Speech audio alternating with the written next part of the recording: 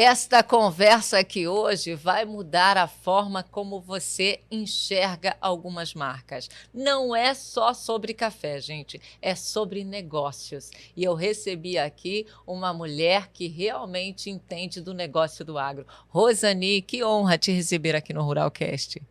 Olá, prazer é todo meu estar aqui podendo falar um pouquinho do nosso conhecimento. Não é muita coisa, mas podemos contribuir.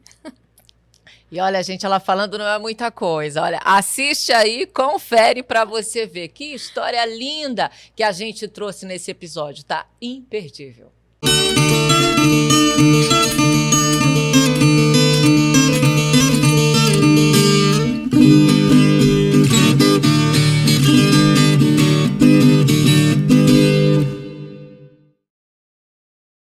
Rondon Cap QR Code, mais fácil para vender e comprar. Aponte a câmera do celular para o QR Code, digite seu CPF, gere o Pix, pague pelo seu banco e pronto, o título já estará em seu nome no sistema do Rondon Cap. Para confirmar, aponte a câmera novamente para o QR Code e veja o título em seu nome. Rondon Cap QR Code, um novo jeito de vender e comprar. Participe! Quando você escolhe um produto FEMAR, escolhe confiança.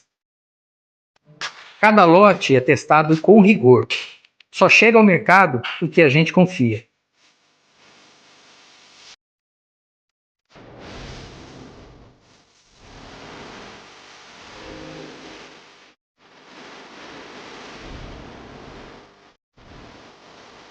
Qualidade não está só no rótulo, está em cada detalhe.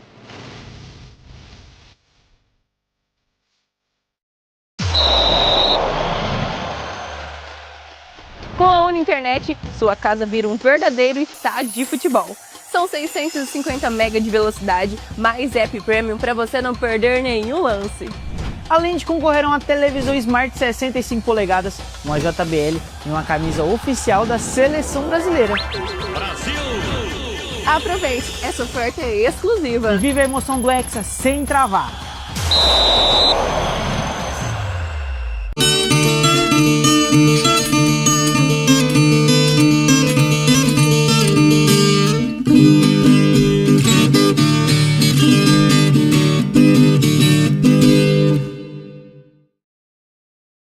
Senhoras e senhores, sejam todos muito bem-vindos ao Ruralcast. E hoje, olha, tô aqui, hoje você vai conhecer uma história que começa muito cedo. Uma história com responsabilidade, desafios e decisões bem difíceis. Uma mulher que transformou tudo isso em força e hoje lidera uma marca que vai do plantio até a xícara. Mais do que café, aqui tem visão, construção e posicionamento. E tá aqui, gente, tá vendo? Olha, ganhei aqui um presente lindo. Hoje estamos aqui recebendo Rosani. Rosani, seja muito bem-vinda ao Ruralcast. Um prazer te receber aqui. Olá, muito obrigada pela oportunidade. O prazer é todo meu poder contar um pouco da minha história e todos os passos que eu vim seguindo para chegar até aqui. Mas muito obrigada mesmo.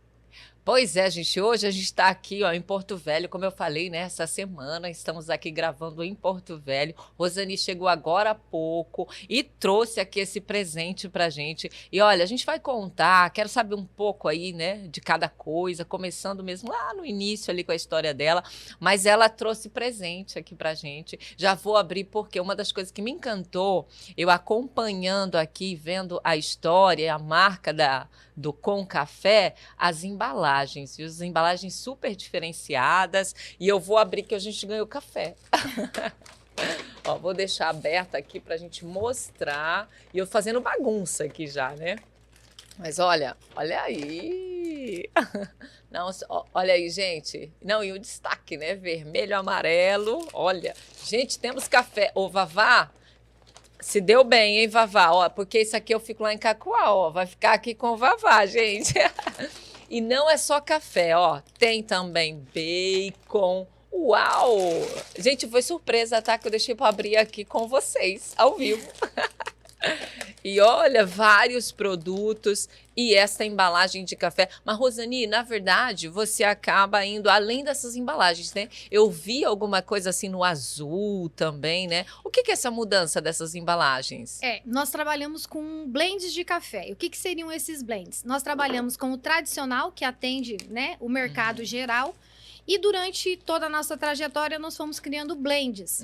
E a embalagem azul, ela surgiu a partir da SIC de 2024, quando o governo do estado de Rondônia levou um artista para a feira e ele pintou com as mãos dos produtores a bandeira de Rondônia.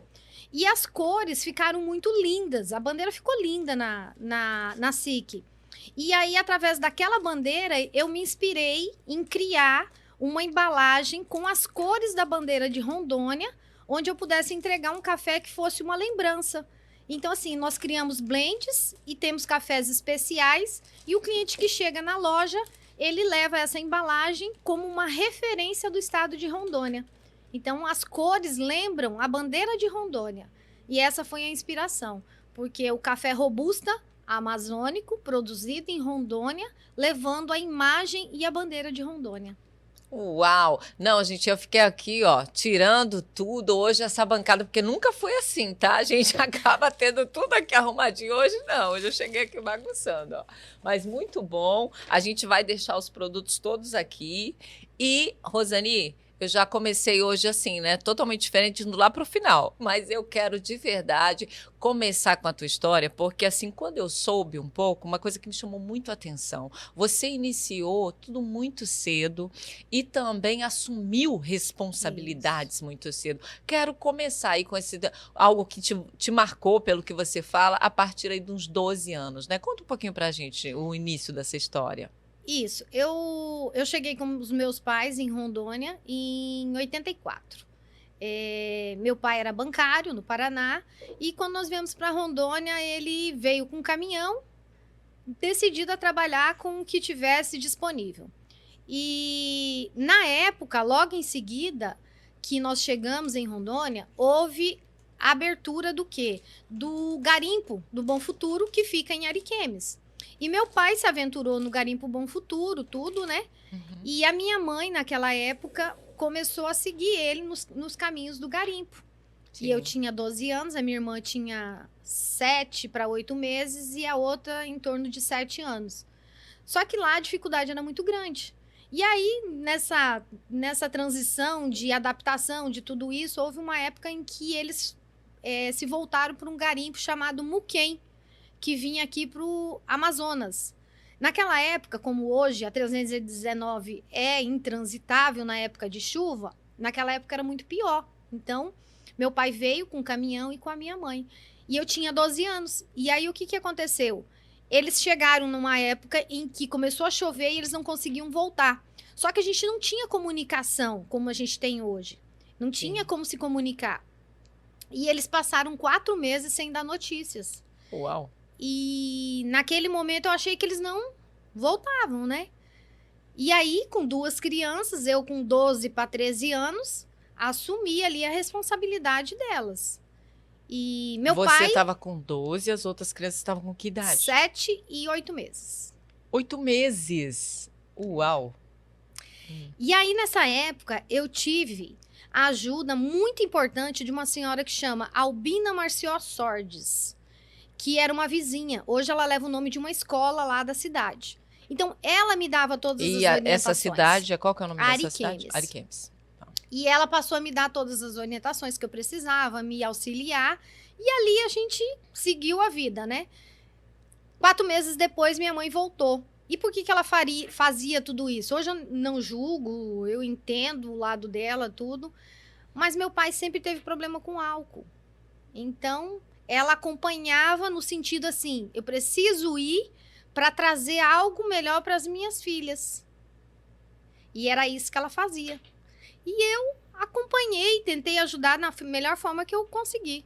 E aí ali tudo, em 89, tudo isso começou a dar uma melhorada, uma mudada. Mas assim, Rosani, nesta fase da sua vida e esta fase, o que mais te ensinou?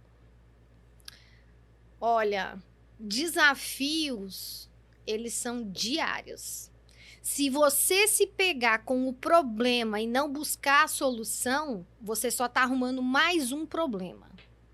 Então, cada desafio que você tiver na sua vida, assuma ele de uma forma que traga o problema como solução. Porque se você parar ali no tempo, se pegando só com as dificuldades, você não evolui. Então, eu transformei aquela minha dificuldade, naquele momento, em ação. E quando eu transformei ela em ação, eu entendi que eu era capaz. E olha que eu não tinha tamanho, eu não tinha idade, eu não tinha orientação suficiente para uma criança de 12 anos para assumir essa responsabilidade. Sim, claro. E quando a minha mãe chegou, estava tudo certo. Uau. Tudo organizado, não tinha nada para falar assim, olha, o que eu tenho que fazer, o que eu deixei de fazer, o que aconteceu. Não, estava tudo conforme ela saiu, ela chegou, ela encontrou. Lógico, nesse período, naquela época, eles faziam uma compra de supermercado, que eram os ranchos, né, que Sim. falavam. E aí ela deixou para atender a nossa necessidade o quê? De 2 meses. Mas aquilo acabou. E aí, como que eu ia me virar? Sim. É essa senhora, que foi a dona Albina, que me ensinou a plantar. Aí eu plantava alface, verdura. E tinha uma venda na esquina da minha casa.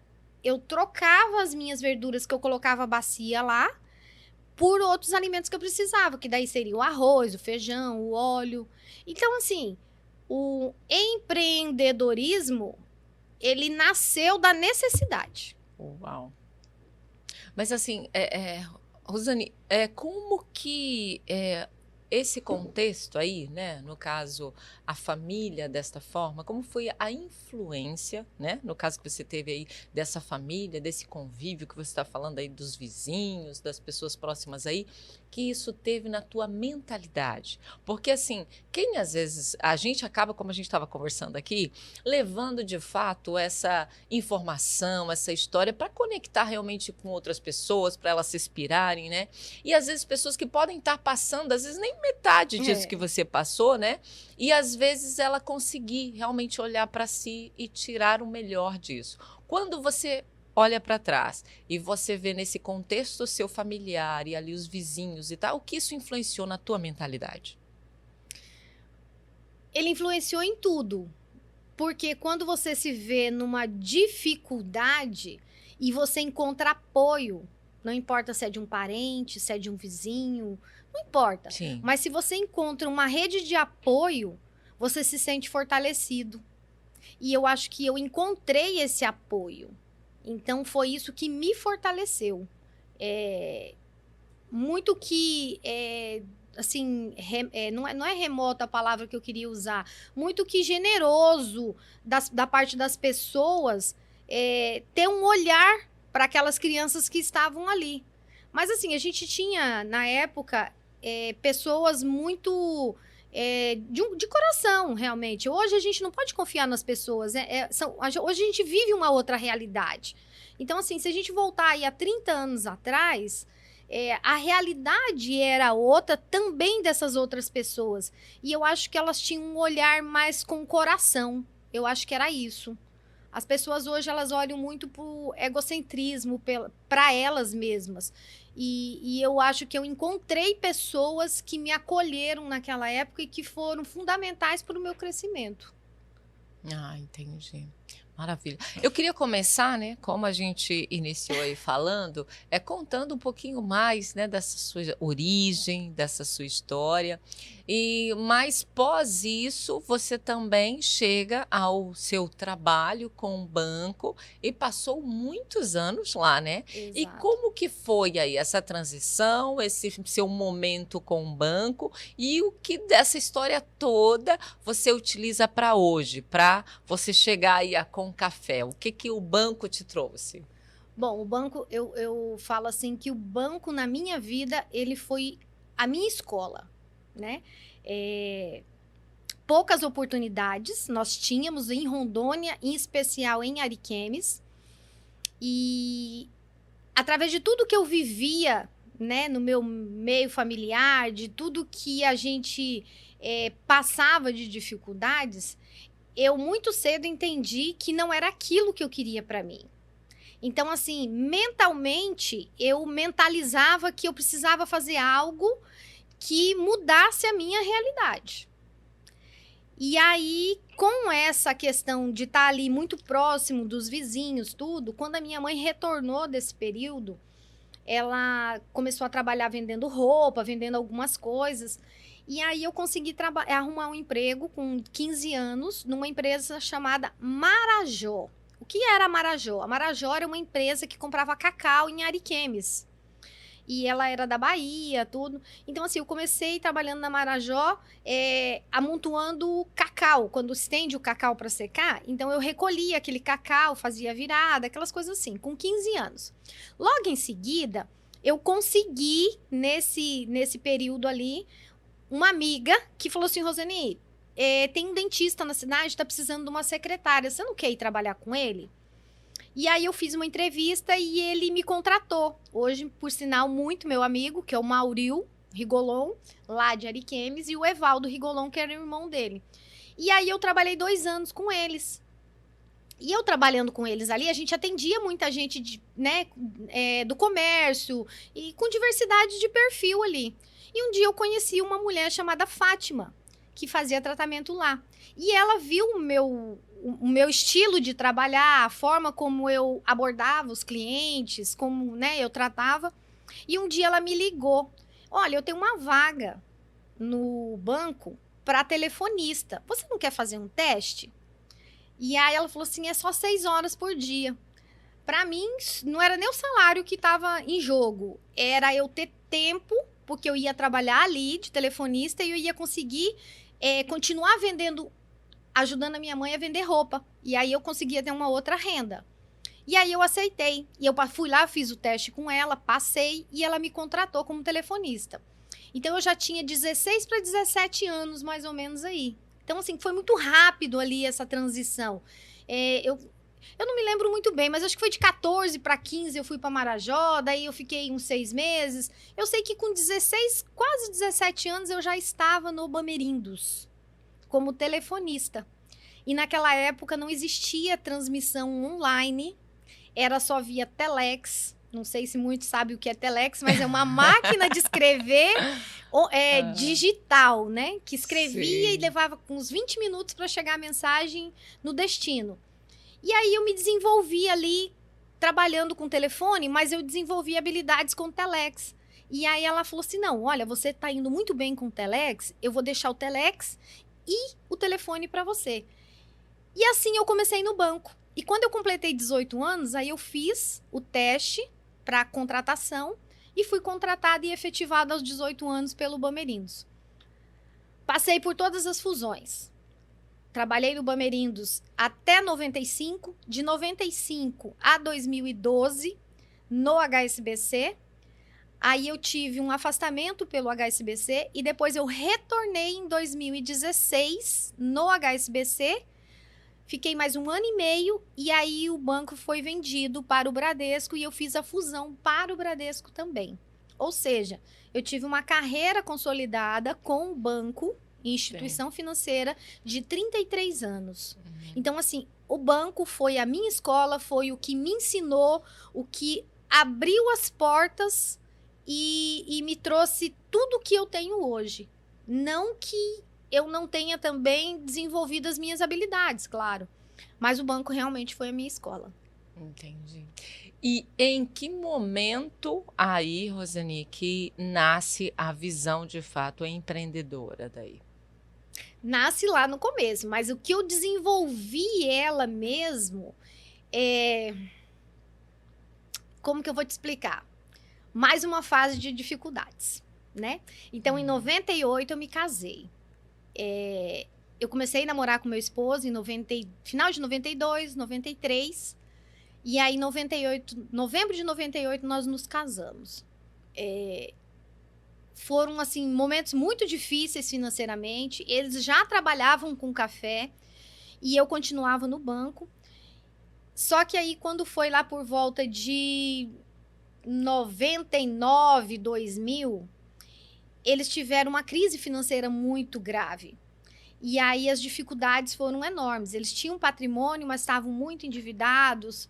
E aí houve a dissolução da sociedade, que eram os irmãos. Meu cunhado foi para Manaus e aí separou da esposa. Meu marido ficou ali em Ariquemes. E em 98, quando nós nos casamos, ele montou um ponto de compra de café em Cujubim, que foi quando ele começou em Cujubim, no mesmo ano que a gente casou. Só que daí era muito difícil. Não tinha estrada, sem dinheiro, muitas dificuldades. E aí, naquela fase complicada dele, ele não tinha carro para ir trabalhar. Ele não tinha um carro para ir para Cujubim. Até eu me lembro assim que eu devo muito à dona Shirley, que é da Gima hoje. Eu cheguei para dona Shirley um dia e falei assim: dona Shirley, eu até me emociono. Eu preciso de um carro para o meu marido trabalhar. E ela falou assim: pode ir lá no pátio escolher. Eu não tinha dinheiro. E aí eu consegui comprar esse carro para ele. E eu só fui pagar ela no final do ano com o meu 13º. E ali tudo começou.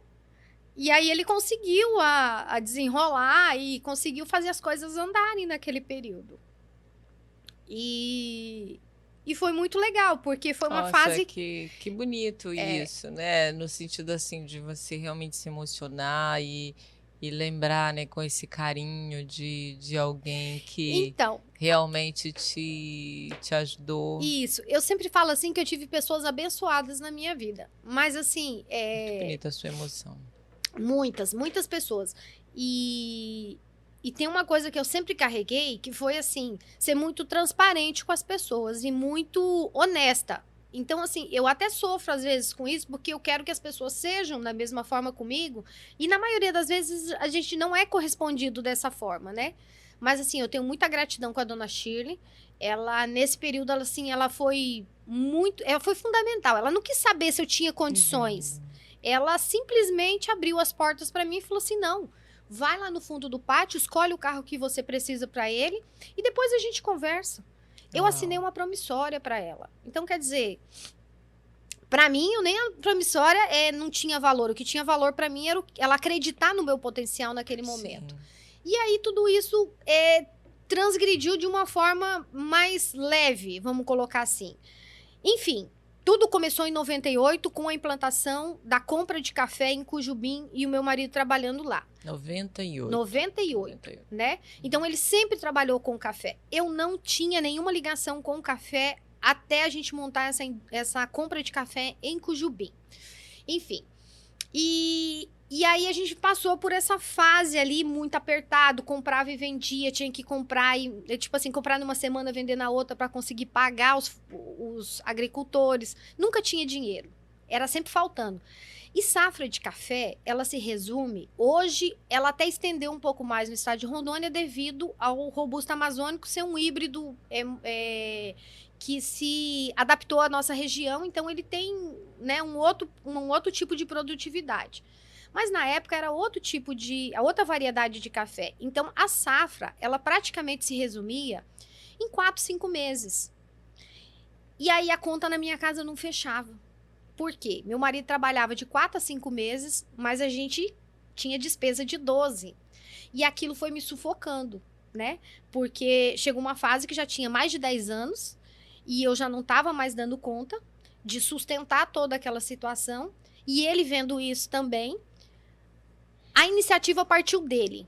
Ele falou assim: olha, a gente precisa fazer alguma coisa que a gente consiga trabalhar 12 meses. Falei: Edivaldo, vamos trabalhar com a industrialização do café. Ele falou: é exatamente isso. Falei: você compra o café que você sabe selecionar os cafés, trabalhou a vida toda com isso.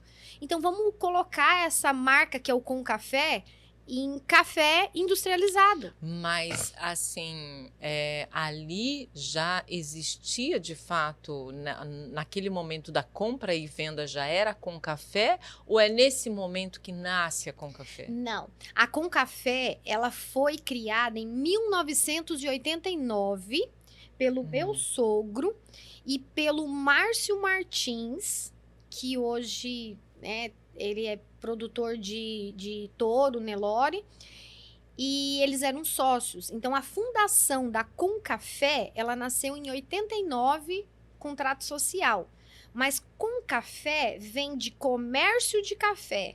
Por isso que ela começa com M, né? Que a gente tem o Com Café, que é o evento do estado de Rondônia, mas é Com Café com N. E o Com Café de Com Café é com M, porque ela é a origem de comércio de café. Então, ela foi criada em 89 pelo meu sogro e por essa sociedade. Só que no meados de 99, 2000, esse grupo, ele encerrou e o nome ficou.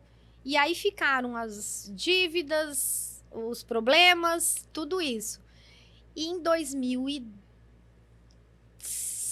2006, é que se criou a Com Café Indústria.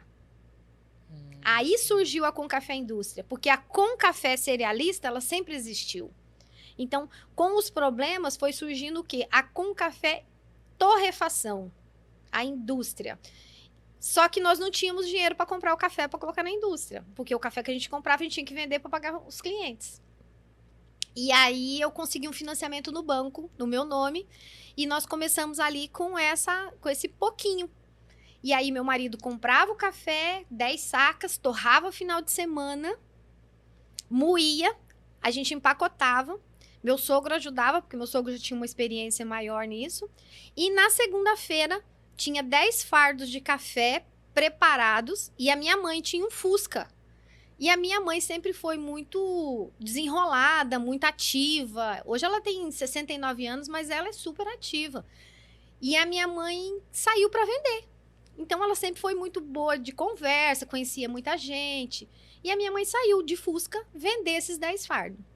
Na primeira semana, levava 10 e voltava com 9.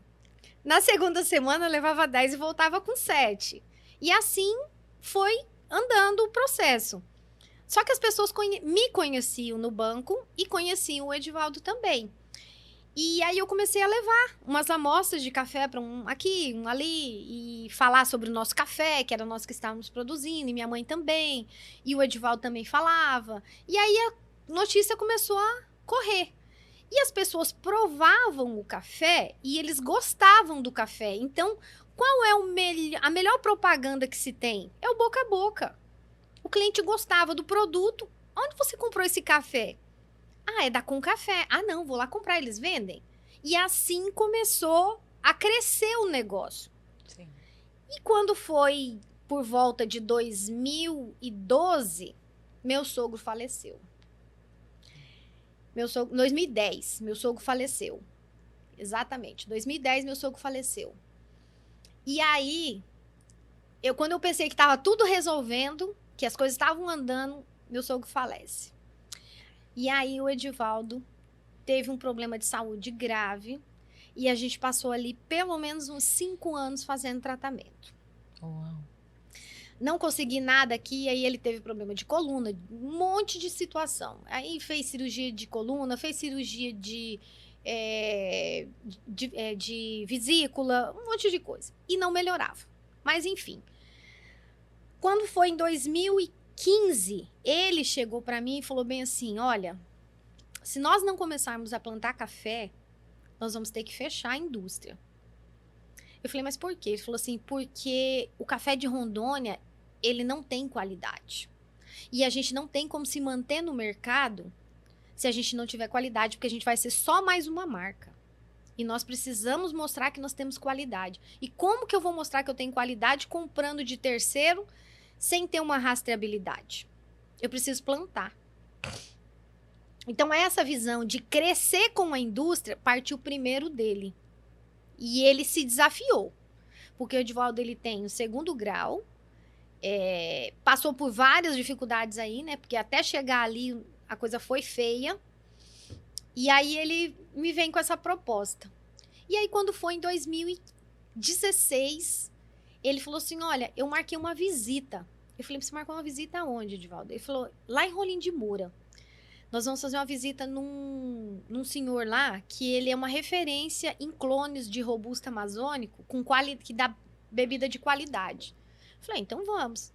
E aí abriu dia 1º de maio, agora até tava uma informação ali no meu Face, porque vem aquelas informações ali de anos, né, que é para você relembrar, que foi a minha primeira visita numa lavoura de café em Rondônia. Uau. E- Mas assim, Rosani, desse início que vocês começaram a Com Café para chegar aí, já tinha quantos anos que vocês já estavam ali com a Que Com nós já Café? estávamos. É. Bom, a Com Café começou em 89, eu me introduzi na Com Café, começando as atividades em 98, quando meu marido foi para Cujubim. Uhum. E a indústria por volta ali de 2000, 99, 2000, e efetivar mesmo a indústria a partir de 2003, 2004. Sim. E Mas aí, assim, ó, nesse início, Rosani, assim, qual foi de fato, na hora que você olha lá atrás, o que foi o maior desafio? E se nesse começo, assim, em algum momento você realmente pensou em desistir? o maior desafio era comprar café, porque Rondônia não produzia café de qualidade. Esse era um desafio. Tanto que as pesquisas mostram que Rondônia, ela se destacou no café há 10 anos atrás, de 10 anos para cá. Entendeu? Então, assim, o maior desafio naquela época era dar continuidade no negócio sem ter a matéria-prima. Como que eu ia crescer se a matéria-prima, que é fundamental, ela não tinha qualidade e nem volume? E aí foi onde nós começamos a pensar no plantio. Mas assim, em algum momento, nesses desafios todos aí, você pensou em desistir? Por que eu te faço essa pergunta? Porque normalmente a gente fala muito com o empreendedor, né?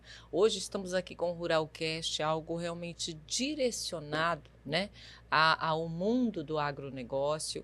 E é um desafio constante, né? Quem vem nesse mundo do agro, a gente sabe.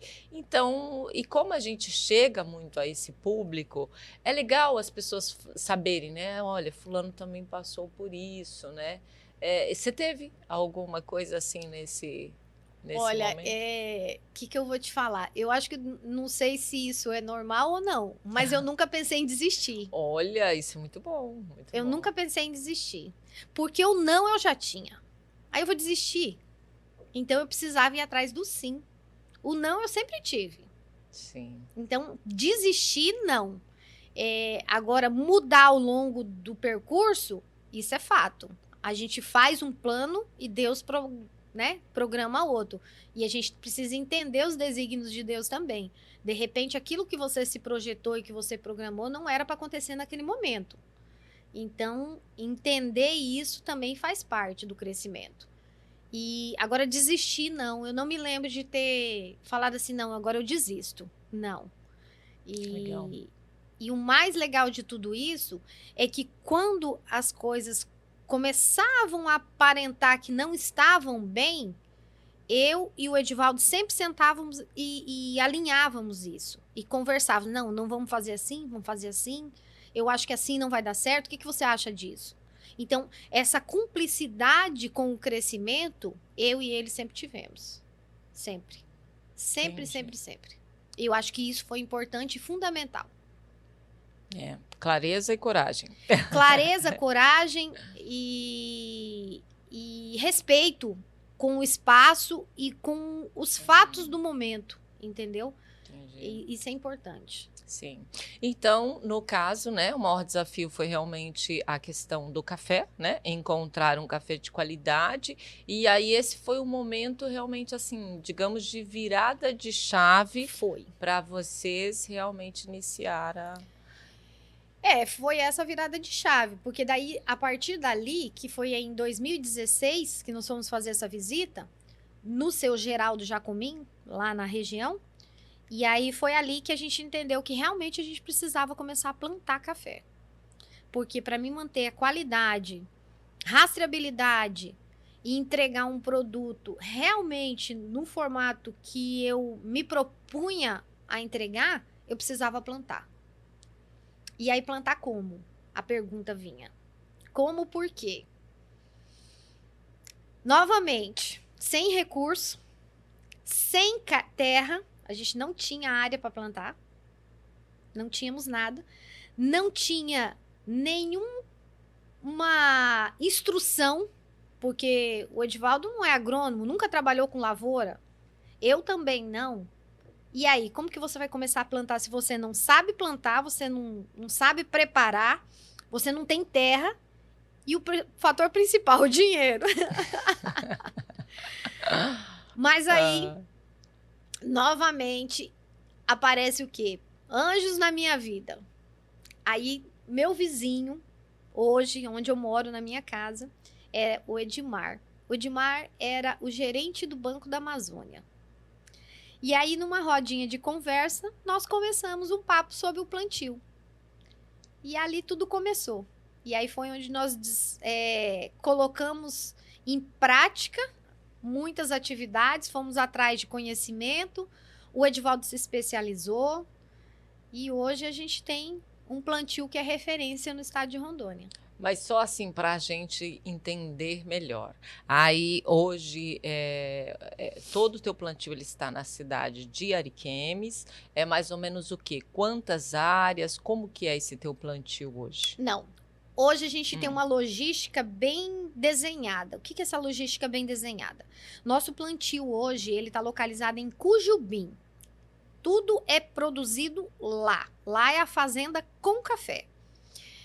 Até o ano de 2025, tudo que se produzia na fazenda com café, ele era colhido e levado para a cidade em Cujubim, onde era feita a secagem, a limpeza e o armazenamento desse café. 2026 é uma virada de chave, novamente. Por quê? Porque toda a estrutura que é utilizada para se produzir o café e deixar ele pronto para ir para a torrefação, ela está dentro da fazenda esse ano. Então, todo o plantio que nós temos hoje dentro da fazenda com café, toda a produção ela será colhida, secada, limpo, armazenado, todo dentro da fazenda. E aí a gente vai ter todo aquele processo de rastreabilidade desse produto por variedades, por lotes, tudo lá dentro. No caso, assim, né? Vocês controlam toda a cadeia, né? Isso. Então, assim, desde ali o plantio até realmente chegar na xícara, como vocês falam, né? E o que isso impacta realmente em relação à qualidade, em relação ao negócio? Tudo. Impacta em tudo. Hoje, a Concafé, dentro do estado de Rondônia, é a única empresa, pode ser que amanhã a gente encontre outra, com esse padrão que tem toda a cadeia produtiva elencada em uma única empresa. O que é a cadeia produtiva elencada dentro de uma única empresa?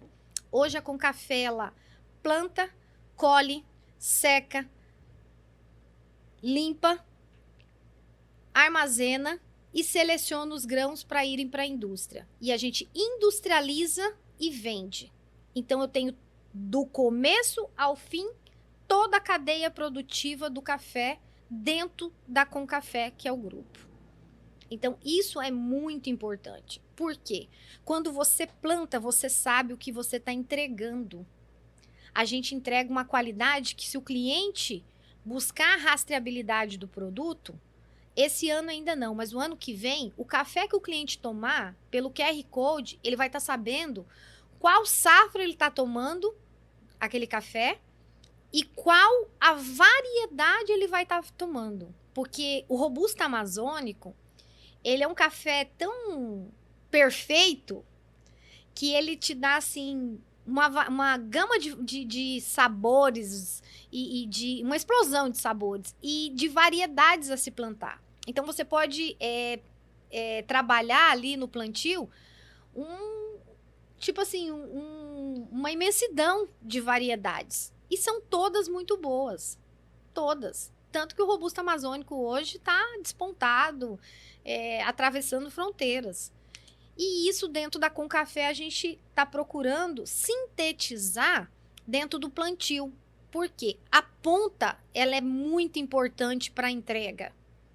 Porque quando eu sei o que eu estou plantando aqui e a forma que eu estou cuidando desse café aqui, desde a adubação, preparo de solo, foliar, acompanhamento de broca, de todo o formato do plantio até chegar à xícara, ele é importante. E isso chama-se rastreabilidade. E o que a gente vem fazendo dentro da Concafé e da Fazenda é, além da rastreabilidade, trabalhar o quê? A qualidade com a sustentabilidade. Então, toda a palha de café que é retirada na hora que a gente faz a limpeza do café, ela retorna para a lavoura como cobertura de solo, e tudo que a gente puder evitar de usar de produtos que agregam, que possam, tipo assim, denegrir o solo ou trazer, né, coisas que não são benéficas, a gente evita. Então, tem um estudo para isso. Então, assim, a Concafé se preocupa não só com plantar e trazer a rastreabilidade, mas trazer a qualidade com sustentabilidade. E é um dos nossos parâmetros que a gente vem trabalhando. É assim, você fala, né? Dá para realmente perceber aí toda a sua técnica, conhecimento. Mas agora eu amo café, sempre fui apaixonada por café uma vida, mas eu não entendo, né? Eu sei o que se é bom, se é ruim na hora da prova ali, mas assim, falando de verdade para leigos, né? O que diferencia um café comum, né, de uma marca forte? Porque assim, você fala robusta amazônico, mas assim, para a gente explicar, né, de uma maneira simples para quem realmente agora quer entender um pouco de café, para ser aquela coisa prática. Hoje eu vou lá no local aqui na loja ou no mercado comprar o meu café. O que essa pessoa precisa saber para levar um café de qualidade para casa? Tá, vamos lá. Eu hoje disponibilizo dentro do estado de Rondônia 2 lojas exatamente por isso. Por quê? Comprar café hoje, você vai no supermercado, você tem uma gama de marcas e variedades de café para você escolher. Você se perde lá nas prateleiras. E o que eu precisava trazer de diferente para Concafé não ser só mais uma marca no mercado? Eu precisava trazer esse diferencial, uma bebida com qualidade. Mas como que o cliente vai chegar lá e falar assim, nossa, mas o que você tem de diferente nessa bebida? O Robusta Amazônico hoje, ele traz um sensorial agradável. Hoje, o Robusta Amazônico, dependendo da variedade do café, ele vai te proporcionar um sensorial com sabor de chocolate, amêndoa, mel, cajá, nozes, maracujá. Você entendeu? E isso eu não tô falando assim, porque plantou já voltado para isso. Não. Quando a gente planta o café, que a gente colhe, seca, beneficia, lá na Concafé nós tiramos uma amostra desses cafés e mandamos para um laboratório. E hoje no estado de Rondônia, as pessoas que trabalham com o Robusta Amazônico e que trabalham qualidade já fazem esse processo. A gente não é uma exceção. Eles mandam para o laboratório especializado. Por quê? Para apresentar o sensorial que esse Robusta Amazônico está entregando naquela safra. E isso é importante, porque se você chegar hoje lá, que nem você não conhece o café, e você chegar hoje e falar assim, olha, eu quero um café que ele não seja muito forte, mas que eu consiga tomar ele sem açúcar, porque eu não tomo com açúcar, que é o correto, porque você quando toma café com açúcar, você não sente o sabor do café, você sente o sabor do açúcar.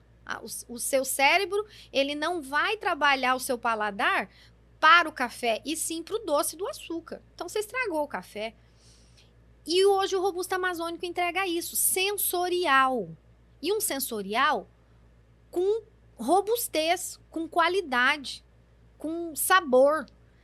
Você entendeu? Então, assim, a variedade de robustas amazônicos que nós temos para oferecer com qualidade, com sensorial, eu poderia ficar aqui até o final de semana tentando te mostrar de tão maravilhoso que ele é.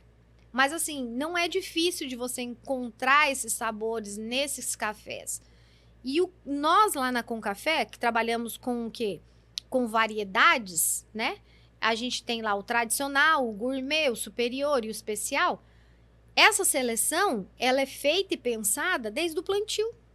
Porque a variedade que a gente vai escolher para fazer o tradicional é uma. O que a gente vai escolher para fazer o especial é outra.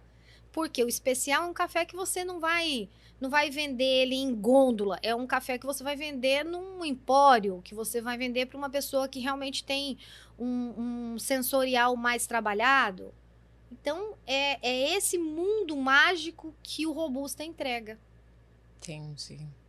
E também quero saber de onde veio a ideia aí de inovar com novos produtos, né? Que eu comecei hoje aqui apresentando, né? Aqui os nossos presentes e de onde vem aí a ideia. Outra coisa, né? Porque eu mostrei, gente, aqui, ó, né? Que tem aqui vários produtos. Aí eu nem falei do doce, mas também tem doce.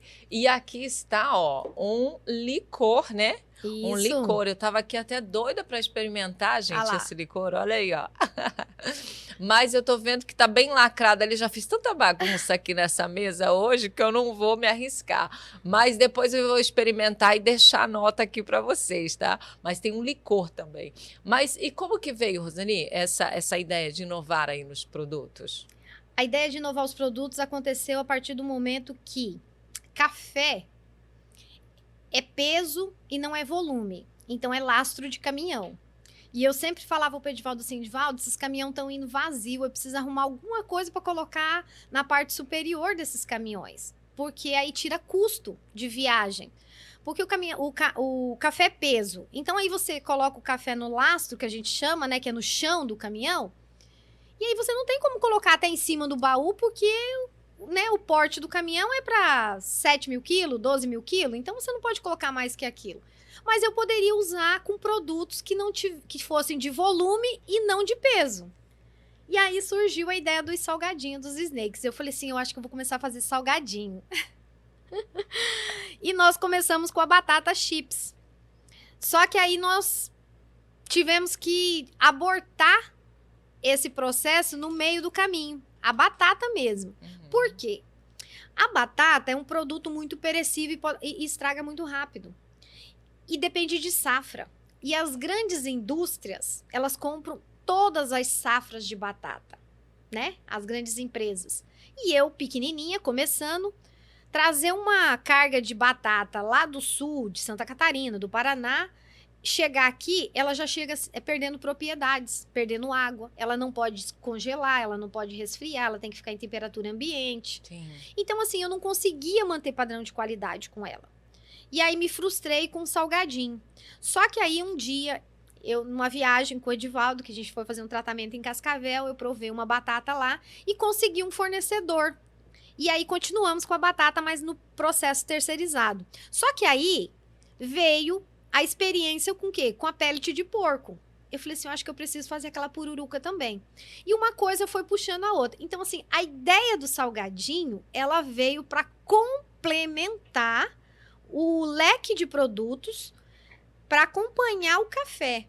E falando em leque de produtos, hoje seria a média de quantos produtos? Hoje a gente tem uma média aí de uns 29, 30 produtos. Olha. É. Uau, bastante coisa. Mais ou menos isso. Agora, o licor e o chopp de café, que é novidade... Não, né? essa eu não sabia. Olha, gente, ó, licor de café eu já tava aqui. Aí tem chopp de café. Não, essa eu nunca ouvi falar mesmo. Tem o chopp de café. É uma receita do Edivaldo, assim como o licor também é uma receita dele.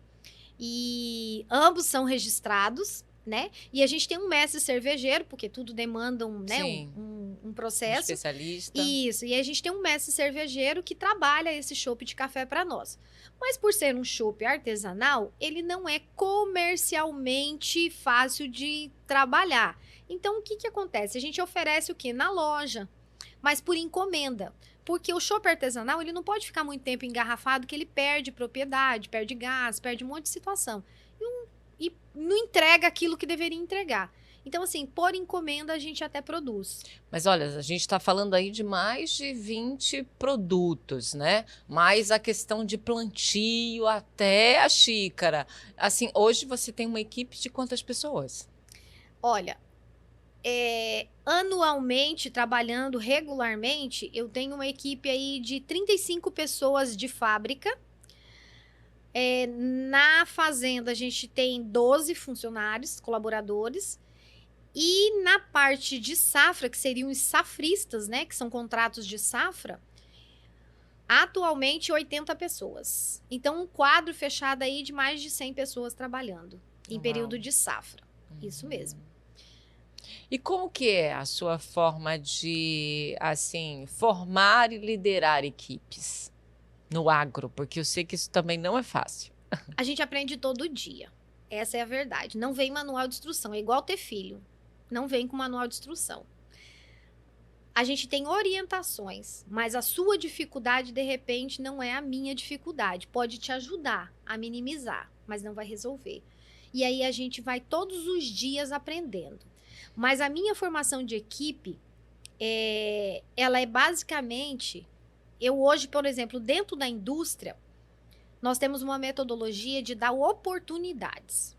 Você não precisa saber fazer, você precisa querer aprender. Então, eu sempre falo para os meus colaboradores lá, eu não tenho problemas, eu tenho colaboradores. Então, hoje, eu tenho os meus colaboradores atrelados da seguinte maneira. Se você tiver um problema dentro da indústria, esse problema é nosso. Só que para você me trazer um problema para mim como administradora, você vai ter que pensar em 3 soluções para esse problema. Eu não estou aqui para corrigir o problema ou ir em busca de uma solução para o problema. Eu estou aqui para decidir qual solução é melhor. Porque eu não tenho esse tempo para ir procurar a solução para o problema. E ele está lá para isso. E o que eu penso com isso? Eu penso que eu estou desenvolvendo no meu colaborador a capacidade que ele ainda não sabe que ele tem. Porque ele ter um problema e trazer para mim é muito fácil. Agora, ele ter um problema e ter que vir para mim com 3 soluções para esse problema e eu ter que decidir entre as 3 qual é a melhor para a empresa, eu fiz ele pensar. E as pessoas hoje, a nossa geração de hoje que a gente está vivendo, elas têm dificuldade. Elas são muito inteligentes. Muito. Além da capacidade que elas mesmas conhecem sobre elas. Mas elas têm dificuldade de desenvolver essa capacidade nelas mesmas. E quando você desafia a pessoa, ela vê que ela é capaz. Então, essa forma de administrar, eu não sei se é a mais correta ou se é a correta, mas é a que eu encontrei para mim. Então, assim, ô fulano, você é responsável pelo processo de torra. Olha, quebrou alguma peça lá da máquina, o sensor de temperatura. O problema tá aí, me dê uma solução para ele. O que você vai fazer? Ó, tem isso, tem isso, tem isso. Não, faça isso que vai resolver agora o problema e depois você vai resolver o que precisa. Então, ele me trouxe a solução. Eu decido se é bom para a empresa ou não. Então, é mais ou menos assim. Muito bom, muito bom. E assim, Rosane, hoje, como que você enxerga o futuro da Concafé? Olha, depende de muitos fatores, mas eu me vejo numa situação... como que eu vou te explicar? Outro dia, o meu marido falou bem assim, olha, você tem que entender, porque às vezes a gente fica cansado, né? Mas ele falou assim, você tem que entender que a gente chegou numa fase que a gente não manda mais no nosso negócio. Ele se tornou algo necessário. E quando ele é necessário, você só tem que seguir o caminho que abriu para você. Então, assim, eu hoje me vejo num caminho sem volta. Um caminho sem volta de uma forma boa, né?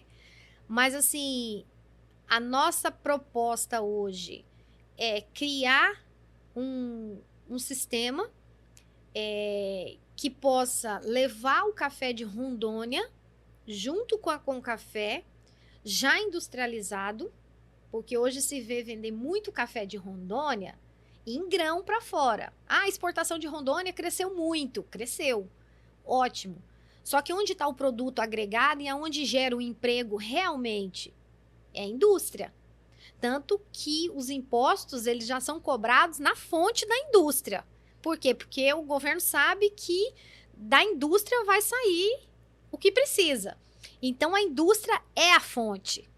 E o meu propósito com a Concafé é levar o café de Rondônia, o robusto amazônico, não como grão in natura, mas como grão torrado e moído para fora do Brasil. Para as pessoas conhecerem o nosso café do começo ao fim, desde a torra, desde o plantio. Então, levar a marca que foi criada aqui para todos conhecerem. Só que aí, para isso, o que eu preciso? Eu preciso ter estoque, eu preciso ter matéria-prima. E desde 2000 e o quê? Tem 5 anos, mais ou menos? 2020, 2021, por aí, que a gente começou a incentivar as pessoas ali da região do Vale do Jamari a plantarem café. Na verdade, eu não falei lá atrás, mas assim, a proposta realmente de plantar café, quando eu dei ideia para o Edivaldo, não era chegar nesse patamar. A minha ideia primária era que ele fizesse um canteiro de plantio de café para mostrar para aquelas pessoas que estavam desistindo do plantio que se elas tivessem uma produção de café com técnica e irrigação, que a produção delas ia ser muito mais do que elas estavam trabalhando naquele momento com aquele tipo de café. Então, assim, a ideia primária lá atrás era essa. Eu queria um canteiro. Sabe aqueles canteiros que a Embrapa faz de amostragem? Na época, eu queria que o Edivaldo, tá acabando o café em Rondônia, mas você precisa mostrar para os agricultores que se eles trabalharem com técnica, eles vão ter uma produtividade melhor. Então, a minha ideia era fazer um canteiro só. E aí foi onde que surgiu a ideia da gente plantar. Essa que foi o início, realmente. Sim. E aí, de 2021 para cá, a gente começou a incentivar alguns produtores da região do Vale do Jamari. E falando aí em incentivar, né? Hoje você é uma mulher, né? Que representa aí, né? Mulheres no agro, né? E que conselho que você daria a uma mulher que ainda não está acreditando aí no próprio potencial nesta área? Então, eu tenho um lema meu e eu levo isso e para quem eu consigo colocar esse meu posicionamento, eu acho muito bacana. Por mais que se fale hoje no posicionamento da mulher dentro de todo o contexto, seja familiar, seja econômico, geral, a abertura para as mulheres hoje ela é muito grande. Né? Se a gente for olhar anos atrás aí, nossas mães, nossas avós, elas não tinham essa abertura para estarem se posicionando como nós nos posicionamos hoje. Só que a gente também vê muitas mulheres com grande potencial, com conhecimento gigante, mas que nem elas mesmas acreditam nelas. E ficam assim, com medo de expor ou de se colocar à frente das situações e mostrar que elas são capazes. Mas não porque elas não têm capacidade, é porque elas têm medo. Então, hoje, a minha mensagem e o que eu sempre levo é que todas são capazes. Mas o primeiro passo é você mesmo acreditar em você. Então, acredite que você é capaz porque você é. E o resultado, ele vem. Ele vem. Então, assim, acreditar na sua capacidade é fundamental. Como que você vai transferir essa segurança para as pessoas se você não acredita em você? E as mulheres são muito capazes, sem contar que elas são muito detalhistas. Elas são... Só o fato de ser mulher e ser mãe e ser filha, a gente já é muito cuidado. Então, assim, a gente se cobra muito. Mas a gente é muito capaz. Nós somos muito capazes de dar resultado e de mostrar resultados positivos.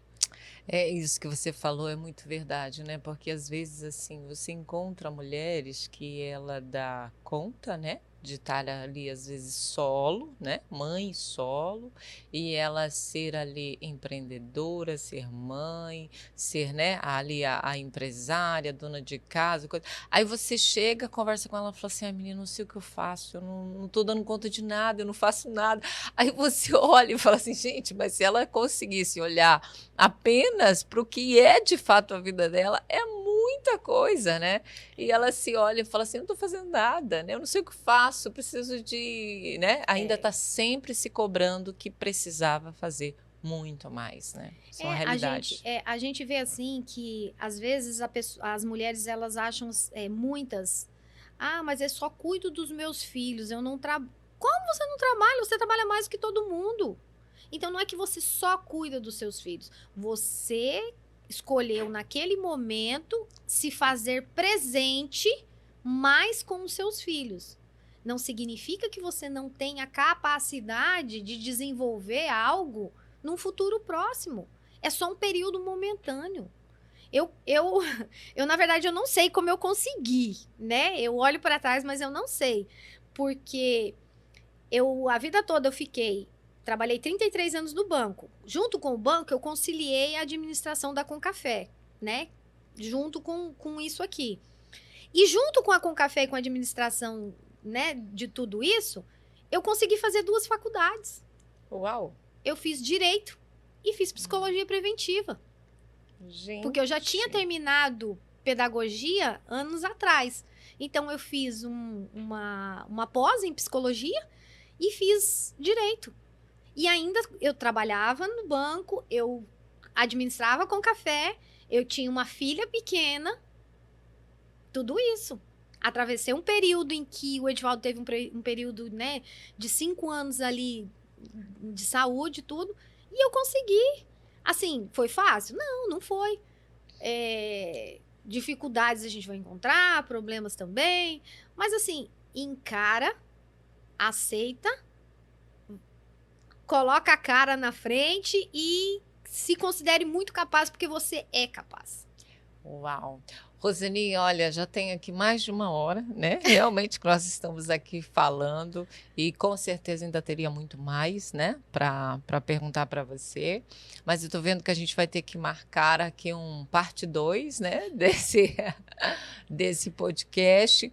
Mas, assim, gostaria que você, né? Primeiramente, em nome aqui do Grupo Amazon, agradecer imensamente, né? A sua participação e você compartilhar aqui tanto conhecimento, né, com o nosso público, com certeza um conteúdo de valor para muita gente que está nos acompanhando, mas também gostaria que você, né, deixasse assim, você olhando para toda essa tua história, essa tua trajetória até agora, eu gostaria que você deixasse a sua mensagem final aí, o que de fato te fez não parar com todo esse teu início, né, que não foi simples, o que te fez não parar e realmente chegar até aqui e ainda estar pensando, né, pelo que eu vejo aí, em expansão. Essa mensagem que eu gostaria que você deixasse aí para a galera. Olha, quando você olha para o seu passado e olha para o seu presente, você já identifica o seu futuro. Então, quando você para no passado, você não cresce para o futuro. E eu não me vejo parando no meio do caminho. Então, assim, se eu parar hoje, nesse momento, o que eu iria fazer? É parar no tempo. Então, as pessoas elas não podem parar no tempo. Então, a minha mensagem é o seguinte: bom, ruim ou médio, busque o seu melhor todos os dias. E eu todos os dias acordo entregando meu dia para Deus.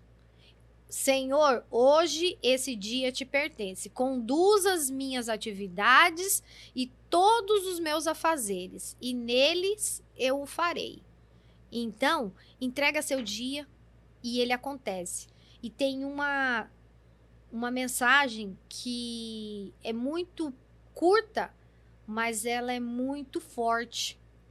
Viva um dia de cada vez.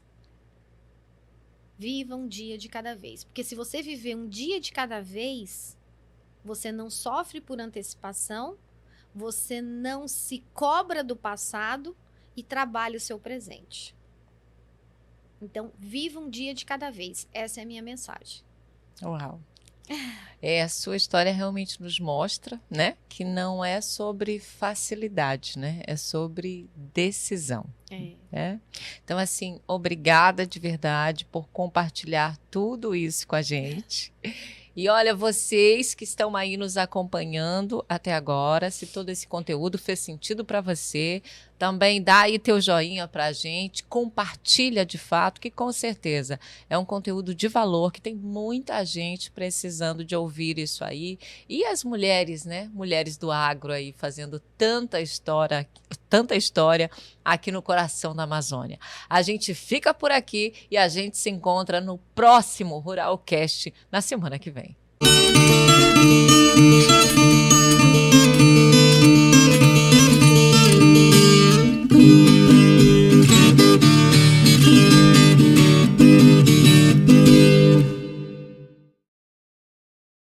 Rondon Cap QR Code. Mais fácil para vender e comprar. Aponte a câmera do celular para o QR Code. Digite seu CPF. Gere o Pix. Pague pelo seu banco e pronto. O título já estará em seu nome no sistema do Rondon Cap. Para confirmar, aponte a câmera novamente para o QR Code e veja o título em seu nome. Rondon Cap QR Code. Um novo jeito de vender e comprar. Participe! Quando você escolhe um produto FEMAR, escolhe confiança.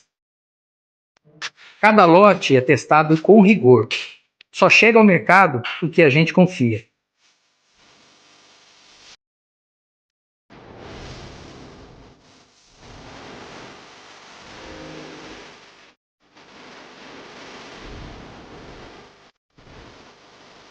Qualidade não está só no rótulo, está em cada detalhe.